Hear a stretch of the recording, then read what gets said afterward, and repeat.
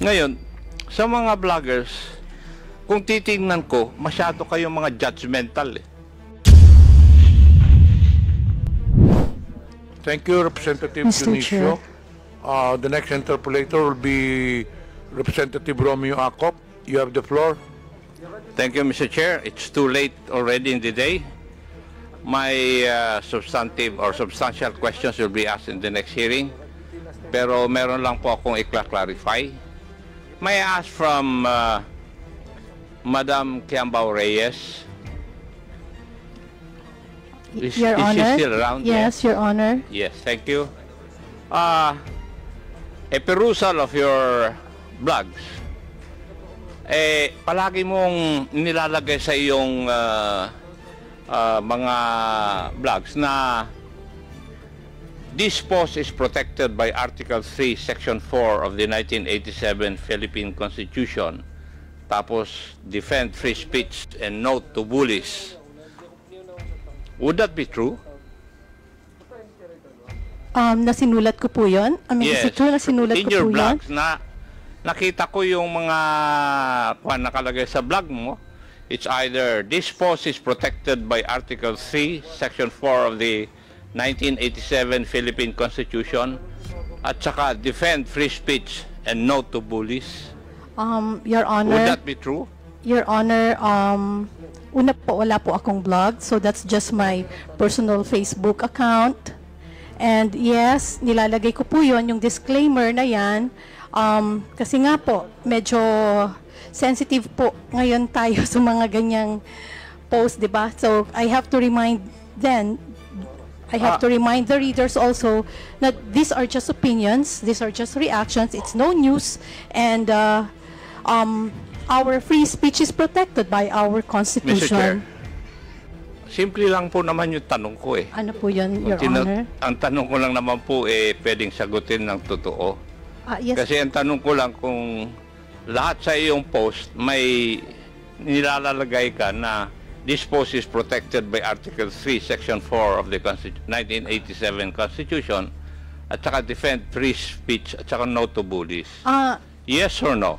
No, Yun lang sir. po, I do not need an explanation. Sir, no, sir. Not all, but most of my posts, may nakalagay pong ganon. Lately, ha? Lately po, ganon. Pero sometimes ay nakakalimutan kong ilagay yon. But as much as possible, nilalagay ko po because that's also advice din ng mga kaibigan kong abogado.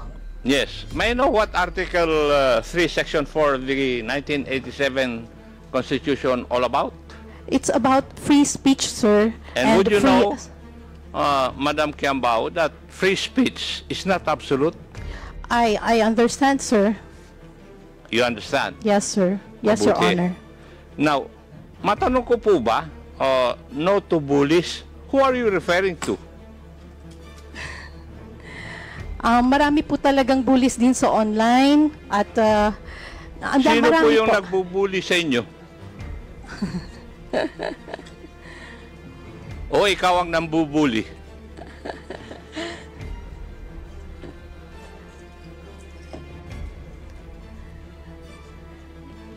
Marami po kasi, sir, may mga vloggers sa kabilang side, yung mga kontra sa aming mga opinion na binubuli rin po kami, Like pinagpo-post ng kung ano-ano. Gusto niyo pwede pong banggitin yung mga pangalan nila? Like who nga po? Apo. Like yung sina Rene Astudillo, Labandera, Okay. Sige sina na yan, po. TPL Labandera, Tama na po. TPL 3. Ano po ang ini-espouse nila na laban po sa inyong opinion? Eto po, sa akin po, tulad nung first hearing po, hindi ako nakarating dahil ako po ay nasa ibang bansa. Dumating na po ako ng hapon. And then, kung ano-ano na po yung mga pinagsasabi at pati yung itsura ko, kung ano-anong sinabi nila na kesyo, kung ano-ano pong hindi maganda. And hindi ko na rin naman po pinatulan, pero yun nga po, no to bullies, di ba? Parang just because hindi po tayo kumikibo, yun kung ano-ano na nga yung pinagsasabi sa kanilang mga FB pages. Sana nga rin po napatawag din sila dito at nang matanong nyo rin po ang kanilang mga opinion tungkol sa usaping fake news. Thank you. Salamat din po, Your Honor. Sinabi mo kanina sa opening statement mo, if I remember right, wala kang kinikilingan. You're not pro-BBM or Marcos. You're not pro-Duterte. Tama po.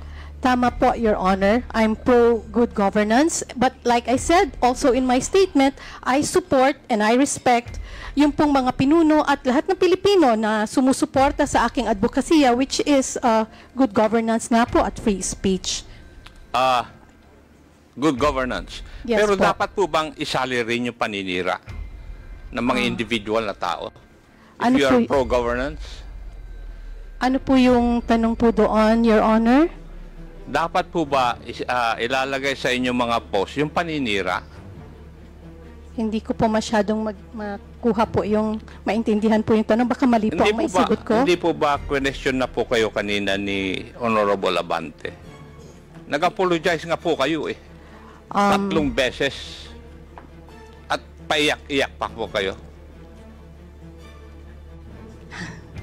Yes, Your Honor. Napapaiyak po talaga ako sa... And then you claim na wala kang kinikilingan. But from your post, meron kang kinikilingan. Your Honor, May bias ka rin na pinapakita.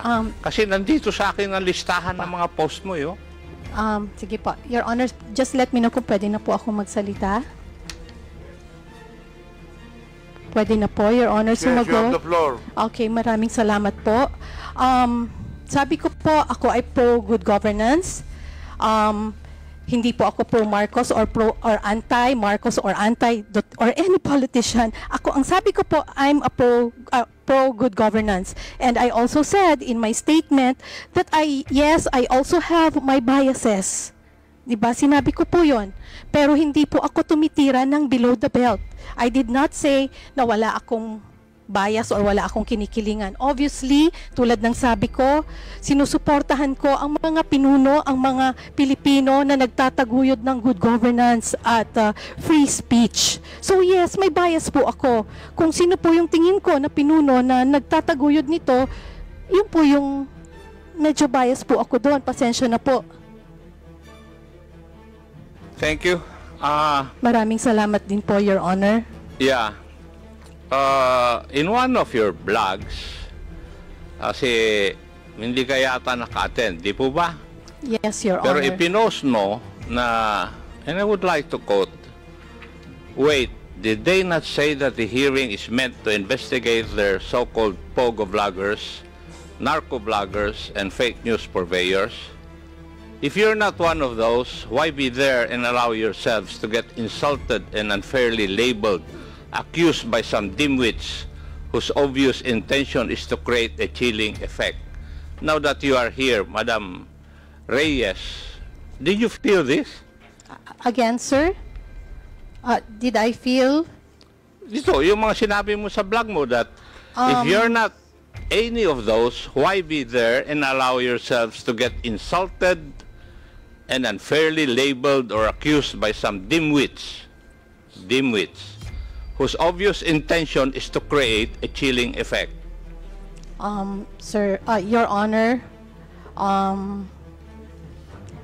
that was my emotion at that time and my opinion. Again, that's what I felt. Sino po yung mga dimwits na sinasabi mo? Wala naman po akong pinapangalanan, sir. Eh, sino po ba ang pinatatamaan mo dito sa post mo na ito? May I say? May I ask pala? Ikaw naman, Iha. Wala. Pasensya na po, sir, kung... Pero yun nga Hindi mo naman sinasagot yung tanong ko eh. Did you feel na ikaw ay na-insult dito? Yes, Your You're Honor. unfairly labeled or accused Yes. by some dimwits? Your Honor, yes, I felt insulted. Naapektuhan po talaga din yung aming mga... Sino po ang nag-insulto sa inyo? Your Honor, kung makikita niyo po yung mga balita ngayon... Hindi, ang aming sino nga nag-insulto sa inyo ngayong araw na ito? Kasi yun ang sinasabi mo dahil dapat nga hindi Your kayo Honor? attend ng hearing na ito dahil you will you will allow yourselves to get insulted and unfairly labeled. Your Honor, pwede na pong sumagot. Sa tanong niyo po kung sinong nang insulto sa akin, ayoko pong sabihin ngayong araw insulto, na ito pero dito. po, ngayon pong araw na to, natawag po ako ng tanga. Sino Hindi pong po ba? tumawag sa inyo na tanga? Mr. Chairman, For the information of everyone, that word was already stricken off the record. Sinagot ko lang po, Your Honor, yung tinanggal na tanong po niya. natin yun sa minutes.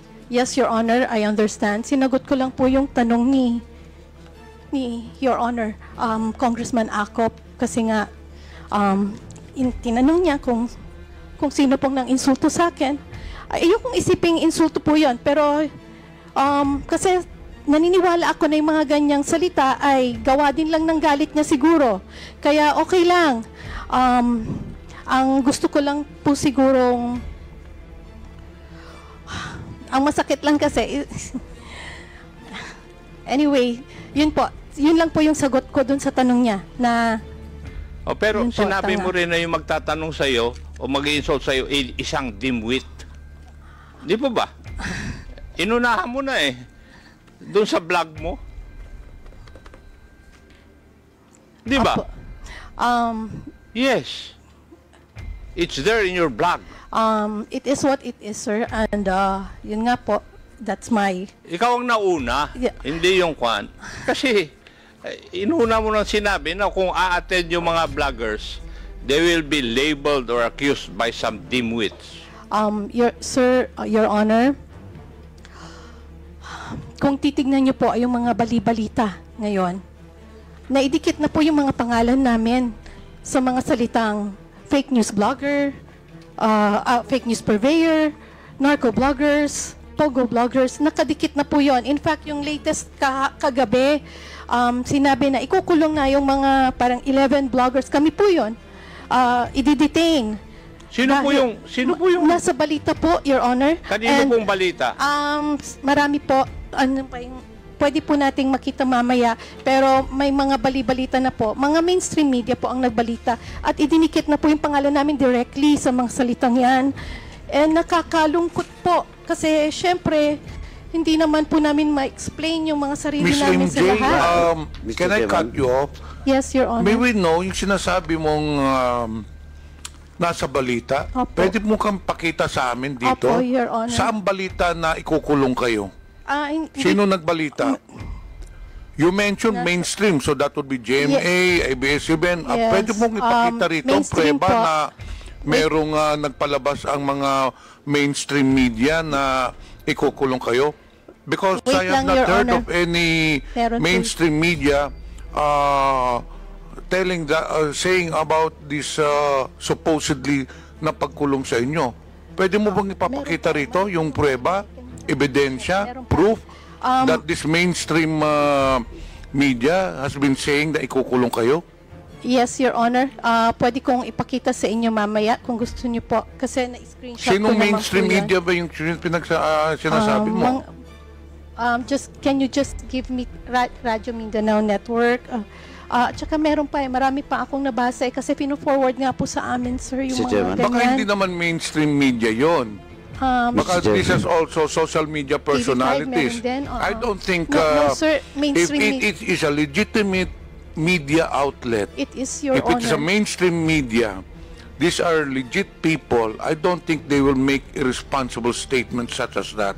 Mr. Chairman. Yun nga po, Your Honor. Yes, Representative Baduano. Anyway, with due respect to the statement made by Ms. Kiambao, ma'am, ganito kasi yan eh. Today's hearing will prove that indeed, if it is true, no? At saka dokumentado po yung sinasabi mo, na kahapon o kagabi, may mga ganong report, Meron. it will be proven that it is not correct at it is not true. Kasi, hindi naman kayo kinantepe unless in this hearing, you will violate our internal rules. Di ba? Now, hindi namin problema yun, ma'am, kung may ganun. Kasi you were invited for the past several invitations. That's why you were issued a subpoena ad testificandum. Ay siguro, kung ano mang media yan, baka interpretation nila, pag wala kayo dito, makukontempt talaga kayo. Now, ma'am, second, ma'am, yung sinasabi mo ngayon, yung news ngayon, you're now in the news. Okay? Yes, and yesterday and Now, today, yes. and then, with regards to this hearing, nasa news kamo, and you were accused of being sa fake news, etc., etc. Ma'am, remember, you apologized 4 times on those issues. Na-question sa'yo, and you apologize. And that's on record. Now, if it is true or not, and how it was delivered in social media or any media outlet, ay titingnan natin. But ma'am, sabi ko na nga, you were apologetic for the 4 questions that were issues that was raised against you. Di ba? Now, kaya dalawang issue dito. Question of contempt. Hindi naman kayo siniting contempt. Now, that will be the question of that media outlet's credibility. Kung ba't nila ni-report na makukontempt kayo, na hindi naman kayo makontempt. Sabi ko nga, hindi kayo makukontempt today unless otherwise. You will violate the internal rules of this committee. Malinaw po yun. Yes, Your Honor. Diba? Well, in fact, itong hearing ngayon will prove that indeed you attended this hearing, and I'm very thankful for that. Kaya Attorney Trexie, I'm very thankful for attending this hearing.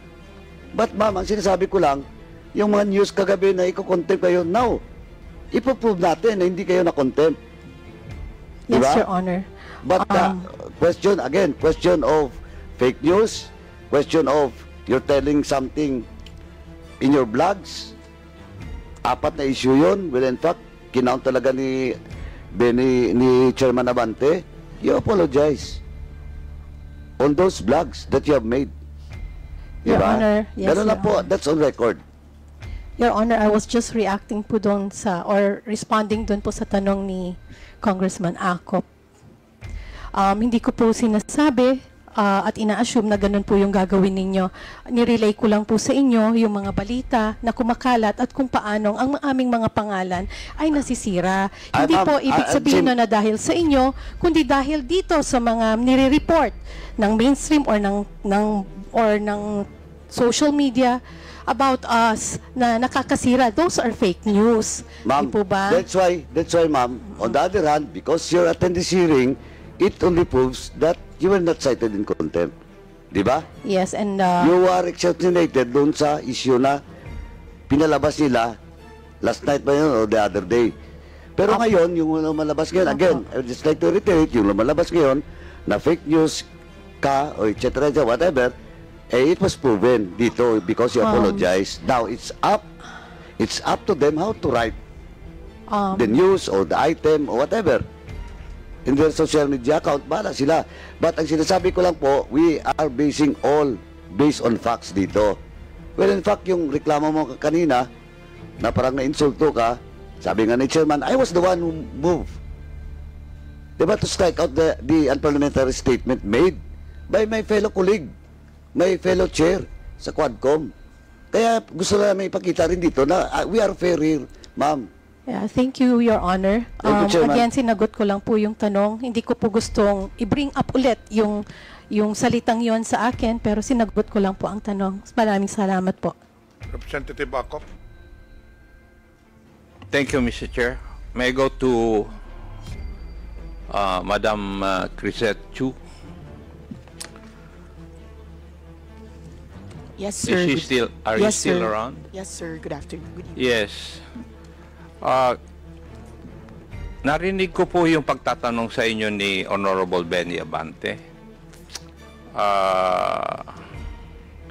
Tinanong ako po kayo kung sino yung mga congressmen na may mga anak o nakuan na nag-aaral kung saan-saan sa abroad. Di po ba? Yes, sir. Nagtanong kanina. Did you learn a lesson from that?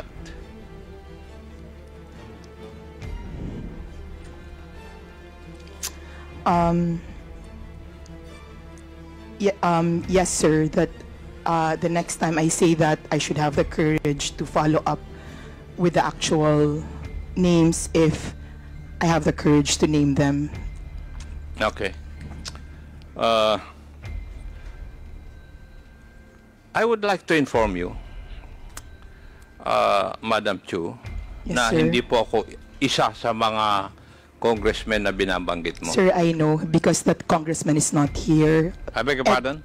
Sir, I know, sir, because the congressman that I was referring to, it was based on the news, sir, and that Hindi, congressman... kasi ang sabi mo kasi, mga congressman. That's why I was asking that question. Did you learn anything from the interpellation of the Honorable Abante? And I'll tell you if you do not know. Sinasabi ko lang Yes, na sir. hindi po ako isa sa mga binabanggit mo na yun. Yes, sir. Yes, sir. At yung mga yes, sir. anak ko, hindi nag-aral sa abroad, nandito po sila lahat nagtatrabaho and they are good citizens of this country. Yes, sir. Good for you, sir. Hindi. Huwag mong good for you. It's my job as the father. No, no, sir. I did not mean it As I expect that disrespectfully, you should sir. also, if ever you have children, you should train your children to become good citizens of this country. Yes, sir. Sorry, I did not mean it disrespectfully. That's not my intention. I apologize if... Now, the lesson I would like to give to you is that you should, whenever you come up with your post, you should not generalize. Kasi mga congressmen, nilalahat mo, iha. That was not my intention, sir. I do not... Okay, I did why not did you mean... write it? I did not... Kaya nga sinasabi ko, ang lesson learned mo dapat dito, huwag ka nang mag-generalize sa mga post mo. Yes, Kasi sir. I hindi ka nga will be makasagot more kanina. Kung specific tinanong ka next time, nung sir. tinanong ka ni Honorable Abante, you name the congressman. Yes, sir. You're right, sir. I will be specific if I do have issues with And for certain the people. other I'm sorry, sir, bloggers, for if you felt that I was alluding to generally. to tell you frankly, I felt insulted. Kasi you're referring to me also, mga congressmen. I understand, sir. Di ba? Ngayon, sa mga vloggers, kung titingnan ko, masyado kayong mga judgmental eh. That's one thing you should learn. Huwag po kayong maging judgmental. And I don't think you have the right to judge others. Di po ba? And the other thing that you forgot is that when you come up with your post, if you come up with informations, you did not exercise due diligence. Wala po kayong fact-checking kung totoo yung mga nire-report ninyo. Yun po yung aking observation kasi sa mga post na nahaharap sa amin. That is why nagkakaroon na tayo ng polarization. And that is one of the ill effects of fake news. Maski na nga yung national sovereignty natin, nahahati na tayo. I hope this, you people are engaged in this kind of business, you will realize na dapat, hindi last hearing, tinanong ko nga yung mga nag-attend, ano po ba ang advantage ng fake news? Wala naman sumagot sa akin. Baka ngayon, meron kang sasagot sa akin. Ano po ang advantage ng fake news para sa ating sosyedad o para sa ating bansa?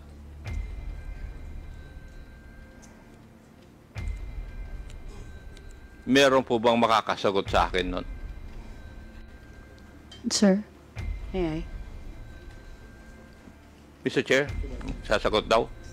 Yes, please. Hindi po kayang sagutin. Kailangan po natin ng definition ng fake news. Kasi po, merong fake news na time-bound. Totoo ngayon, bukas hindi na totoo. Katulad ni Galileo na nagsabi na heliocentric ang excuse me, Mr. Chair. solar system. Madam, please Opo. indulge me. Ano po yung unang statement ninyo? Baka po para magkaintindihan ay i-define po natin kung ano ang fake news. Yung sumunod na statement. Kasi minsan po, ang tinatawag na fake news ay time-bound. Posibleng totoo ngayon, bukas hindi na totoo. Katulad nga po ng heliocentric versus the geocentric solar system. Naparusahan po si Galileo. Pero 600 years later, nag-apologize ang simbahan. Dahil totoo pala siya. So, what So- is the advantage of fake news? No, sir, we can only answer that question if we define what fake news is. And may I know, from your background, how would you define fake news? Sir, that's one of my problems with the proposed legislation, is that it is very difficult to pin down a definition for fake news. May I know, Marami may I po know akong what binasa. proposed legislation are you talking about? Sir, Representative Ace Barber says that he proposes regulation, a regulatory framework for social media to combat fake news. And therefore, we have to define what fake news is. So in other words, as far as this representation is concerned, wala pa akong nababasa na proposal because the proposed bill regarding fake news will come out after this hearing. Yes, sir, but you're already asking us questions on fake news. Yes, kaya nga, kasi that is why we're holding this para magkaroon po kami ng clearer understanding kung bakit ano ang fake news, ano yung ill effects ng fake news, ano ang advantages. That's why I'm asking, ano ba ang advantage ng fake news? Para we can balance it. Sir, like I said, if we can have a working definition of what you call fake news, for instance, is clickbait first fake news, fake yung headline pero nasa body naman yung katotohanan. What about sarcasm, sir? Kasama po ba siya sa fake news? Paano kung jokes? Fake news din po ba yun? Gusto ko lang malaman para alam ko kung paparusahan niyo po kami, alam namin kung ano yung ginawa naming mali. Wala pang mali kasi wala pa kayong pinaviolate na ba except yung cybercrime law. Di po ba? Opo. And the other criminal laws which are controlling insofar as this issue is concerned. Di po ba? Andiyan na rin po ako, pero para naiintindihan ko po na ito ay inquiry in aid of legislation. At pinuntirya na po ng mga kinatawan dito na may problema tayo sa fake news dahil nakakapanira. Pero sir, we're pointing out a wrong, but we don't know yet how we're going to define the wrong. And it is a basic tenet sa atin sa Ligang Batas na bahagi po ng bago maggawa ng regulasyon ay may notice tayo kung ano yung masama. Gayun din po sa ating pagdidiskurso dito, kasama po dapat ang isang working definition. Ano po ba ang tinatawag natin na fake news? Baka kailangan din po ng diskurso doon. When we come up with the proposed bill, there will be a definition of terms, as always. So Maraming fake salamat news po. there will be defined. Maraming salamat po. Yes, that's the protocol of this legislative body. Whenever we come up with bills, we have a portion of that bill which define the terms embodied in the proposed bill. So nandun, i-define namin. Don't you worry. Salamat po. Yes, because if ever there will be a proposed bill, it will still undergo technical working group, and maybe most of you would still be invited. So your opinions on the matter will be known by the legislators. So magkakaroon po ng definition.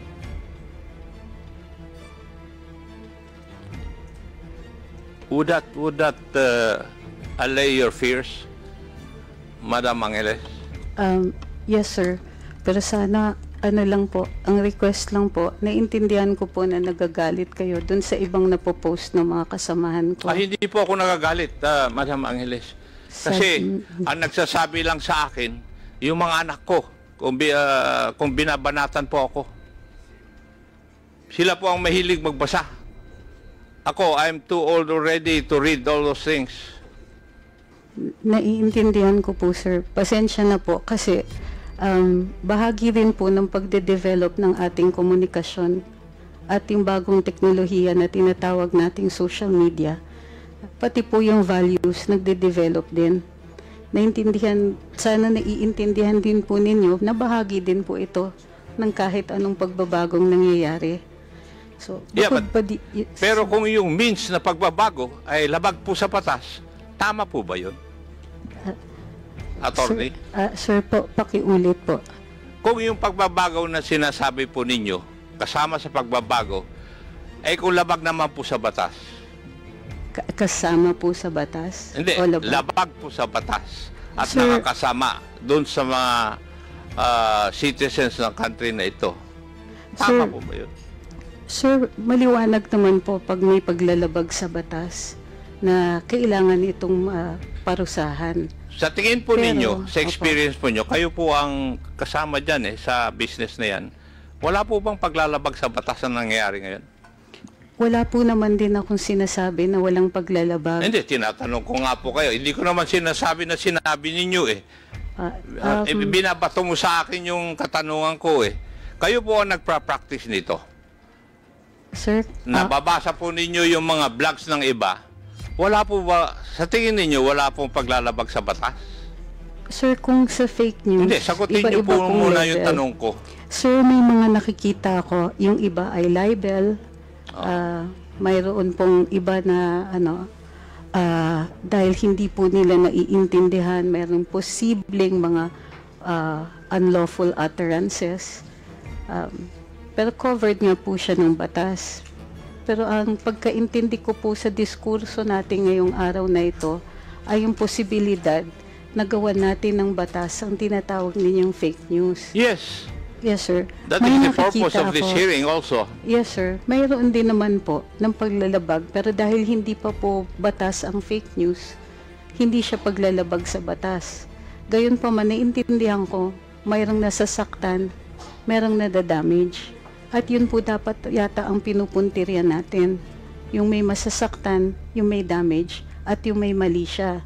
Kung titignan po natin ang batas, lahat po ng limitasyon sa kalayaan magsalita at magpahayag ay ukol doon sa mga may masasaktan, katulad ng bayan o kaya individual, o mayroong malaking possibility ng kaguluhan. At ginagawa ito ng may mali siya. So kung ito pong mga elemento na to ay present doon sa pagpapahayag ng fake news, definitely, sir, mayroon pong nangyayari niya ngayon. Noted po. Maraming salamat. I agree with you also on that point. Thank you. Mr. Chair, may I go to BIR? A while ago, BIR, natanong po kayo kung nag-comply kayo sa submission ng mga nagbabayad po ng taxes na nag-engage sa business na ito. Di po ba? Yes, Your Honor. And a while ago, if I remember it right, hindi pa kayo makapagbibigay ng mga payments that they made. Would that be correct? Yes, Your Honor. Yes. May I know why? Your Honor, we are prohibited by Section 270 of the Tax Code, Your Honor. And what does that state? Your Honor, we are prohibited from divulging data based on the returns filed by the taxpayer, Your Honor. It is also provided by the National Internal Revenue Code na meron kayong submission of pertinent information to Congress. Are you aware of that provision? The exemption, Your Honor, of the 270? Yes. Yes, Your Honor. So, kaya nga, pwede kang mag-submit dito sa amin. Yes, Your Honor. We are allowed to submit those documents, Your Honor, in an executive session, Your Honor. Yes. Yes, Your Honor. Kaya nga pinag-prepare namin because kami ang magsasabi kung we will get it in executive session. Yes, actually, Your Honor, the documents are already being prepared. The thing is, it is quite difficult to segregate the social media influencers alone, Your Honor, from the other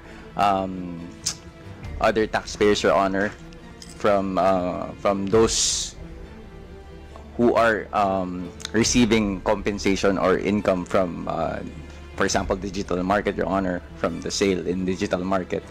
We have, as of now, Your Honor, a lump sum of the taxpayers, but we are in the process of segregating the social media influencers alone, Your Honor. Yeah. And your circular about this was only made in 2021. Would that be correct? What particular circular, Your Honor, may I... Regarding payment of taxation for those indulged in this kind of industry, Your Honor, the bloggers.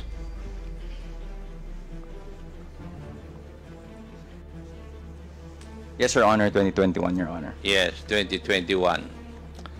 Kasi gusto namin na makita rin kung paano tinatax itong mga ito by the BIR. Kasi yun ang kasama sa question ko sa next hearing. Yes, Your Honor. Yes. Thank you, Mr. Chair. Thank you, Your Honor. Thank you, Representative Acop. The last interpolator is Representative Paulo Ortega. Thank you, Mr. Chair. Like the Honorable Romeo Acop, I will reserve some of my questions for the next hearing since karamihan po na tanong na. But additional manifestations na lang po, Mr. Chair. Siguro kanina when we got the names or the account names or aliases of our vloggers, baka pwede rin pong malaman kung meron pa silang mga ibang account saka additional na mine-maintain na accounts. Then I would like to manifest also, Mr. Chair, na we invite the other victims of fake news like our friends from the media, our friends from the showbiz industry, and other members from government as well, Mr. Chair. Thank you. Before we suspend the hearing, I have some matters to discuss. First and foremost, we would like to inform everyone that the tentative date for the next hearing will be on April 8. During the last hearing, we have issued, or rather, this committee has issued show cause orders to 34 resource persons, mostly social media personalities. Out of 34 that we have invited, 10 are present today and 24 did not attend.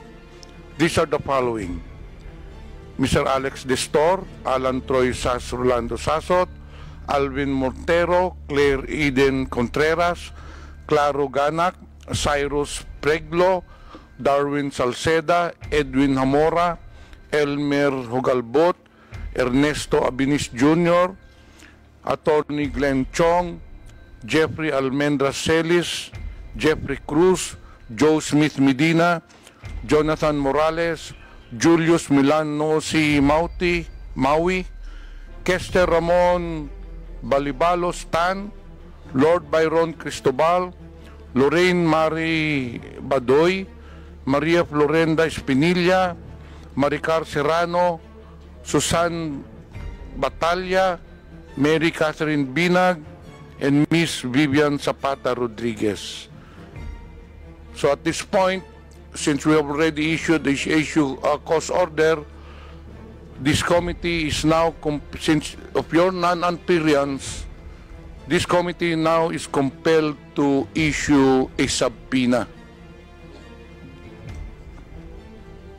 Mr. Chairman, Yes, Representative Mr. Badon. Chairman, may I respectfully move to issue a subpoena ad testificandum for all those mentioned named by the chairman. So move, Mr. Chairman. Second, Mr. Chair. Any objection? Therefore, the chair hereby, the motion is approved, and the chair hereby directs the committee secretary to issue the subpoena to the mentioned resource persons. We also issued, rather this committee also issued subpoena ad testificandum to 11 resource persons. Out of 11, 8 are present, and the following 3 resource persons did not attend: Ms. Lauren Marie Badoy, Mr. Jeffrey Almendra Celis, Mr. Alan Troy Rugando Sasot. So may we inform those mentioned that have been issued a subpoena that the subpoena is still in effect. Mr. Chair, may I? The next step after subpoenas have been issued, if still the mentioned personalities will not attend the next hearing, the committee has no recourse but to issue a contempt order if they will not show on or if they do not attend on the next hearing tentatively scheduled on April 8. Yes, Attorney Cruz. Sir, Ms. Lorraine Marie Badoy is out of the country. She sent me a copy of her ticket and a copy of her notice that she cannot make it today. However, I don't think it has been received by the Secretariat. May I be allowed to forward it to the Yes, Secretariat? please submit the ticket or whatever document, but still, the subpoena is still in effect. We will inform her, sir. So therefore, I appeal to those personalities concerned to appear during the next hearing para po hindi na po natin may issue ang contempt order. If those, again, I reiterate, those personalities that have already received subpoenas, if they will not appear on the next hearing, this committee will be compelled to issue a contempt order. One last, sir. Yes, Ms. Tony Cruz. Rugando Sasot is in China, and she attempted to join today, as discussed earlier, via Zoom. She cannot return to the country. Chairman. Whether she's in the country or not, all orders coming from this committee will still be in effect. Chairman. Representative Paduano. Chairman, let it be clear to the resource persons, especially those not present today, with regards to the explanation relayed to you by Ms. Badoy. Ang malaga po dito, attorney, is the written explanation. Attached with is all the documents that will prove that indeed he was abroad, she was abroad, and at the same time, if the written explanation is valid. No, yun po. So, as of now, we will accept all those documents that you will submit to the Secretariat, but still, Ms. Badoy and Ms. Asot, o Mr. Asot, Sasot should make a written explanation and submit it to the committee before the next hearing po. Thank you, sir. And lastly, Mr. Chairman, just to remind everyone, resource persons, and that includes all those resource persons that are not present in today's hearing, and maybe they're monitoring this hearing. Let me remind everyone that please don't force us to cite you in contempt, because under our rules, just to remind you, Section 11 of our internal rules, paragraph F, we will not allow discussions or attacking, insulting this committee hearing after the suspension of this hearing, because you will be in violation of Section 11, letter F of our internal rules. We will be forced to cite you in contempt for in violation of letter F, undue interference in this hearing po. Just be reminded po. Kasi we have already done that in my committee. One of the Black Timer in Cagayan, Bombo Radio Cagayan, was cited in contempt because after the hearing, he attacks the result of, and insulted the committee and the result of the hearing. Please be reminded po. Thank you. If there will be any changes in the tentative schedule on April 8, we will issue notices to all concerned.